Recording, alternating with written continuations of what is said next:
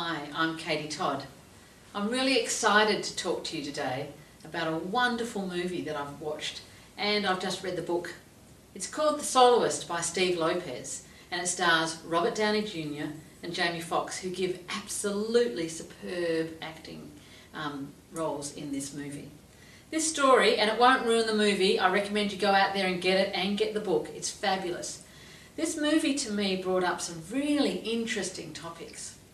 We have a man who is a schizophrenic.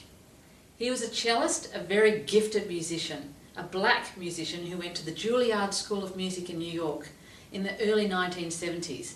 Now that is the most prestigious music school in the world.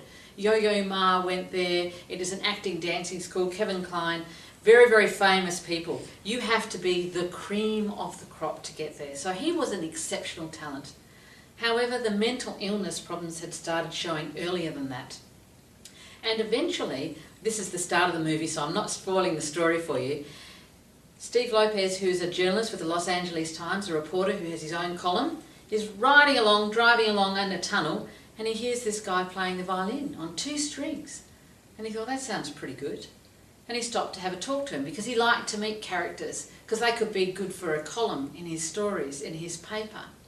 He got to meet him. After a little while, it took a couple of times, and he found out that he'd actually been at Juilliard. He went, whoa, there's a story. From there, Steve Lopez went and met him regularly and became very involved with his life. It took time, and he wrote columns about him. People sent in instruments for Nathaniel Ayres, Mr. Ayres. They sent instruments for him. He'd actually been a double bass player. They sent him a cello. And it's about his development over the following 12 to 24 months and the relationship between Mr. Lopez and Mr. Ayres. If you like, have a look on 60 Minutes, the US 60 Minutes, because there's a documentary little segment that tell you about him as well, which is just fascinating. As I was watching this movie, I was very touched by it. And all the way through, you see the angst that Mr. Lopez, which is what Nathaniel Ayres, the schizophrenic cellist, calls him, because he's very polite. You see the angst that he goes through. He wants to find something to fix him. He gets advice from psychiatrists, from psychologists, from doctors. How do you treat this? What should we do? What's his actual disorder? Give me a label. To me, that talks about what an interventionist society we are. When we see pain, we want to fix it. Let's give him this pill, let's give him that.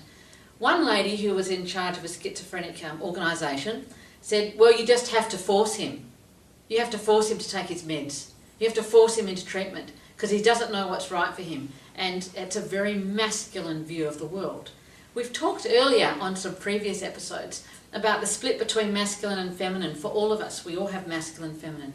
The masculine is about goals, getting out there, proving, achieving, doing. The feminine is about our innate worth, that we're more than enough as we are. It's about relationships. It's about being. It's about nurturing. It's love. And our world is going through a huge change as we get back into balance and bring more of the feminine in, because the masculine's been totally over the top. There are no quick fixes for chronic mental illness, whatever they may be. So the feminine comes out here, and Mr. Lopez develops a relationship and a very important friendship in his life with Mr. Ayres. The healing effects of this relationship shows the power of the feminine at work, the power of love. It's up and down. Healing is like that. 2 steps forward, 1 step back, 3 steps forward, 1 step back. That's what happens. So I loved seeing that there is validity in just allowing a person and seeing all of him, not just the label. We want to reduce ourselves and others to labels. He is not a schizophrenic. He is Nathaniel Ayres, a musician who has this disorder that he is learning to manage. He's come a long, long way. The other thing that I thought was really worthwhile mentioning about this wonderful true story is that Mr. Lopez talks how sad it is that he's not playing in an orchestra. He's not in the Los Angeles Philharmonic. He's not with the New York Philharmonic or wherever, which he certainly had the potential to be. He certainly had the talent. And as I was talking about this with my husband, I said, isn't it amazing, the mystery of purpose?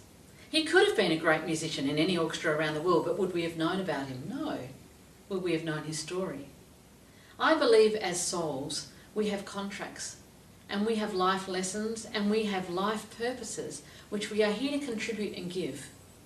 My belief is, and you can disagree with me as much as you like, and that's absolutely fine. But for me, what makes sense is, on a soul level, Nathaniel Ayres is a remarkable human being. He came in with this extraordinary talent, but he also agreed to come in with this mental illness. And as such, he has become an amazing advocate for mental illness and mental health and well-being. He is now known throughout the world. The mayor of Los Angeles, where he was living on Skid Row, one of the worst areas in the whole world to live, had put in an extra $50 million to help those people. Because of this man, there is an awareness and empathy of mental illness. His purpose was not to be a great cellist in an orchestra, though wherever he can play is wonderful. He is a music therapist actually now.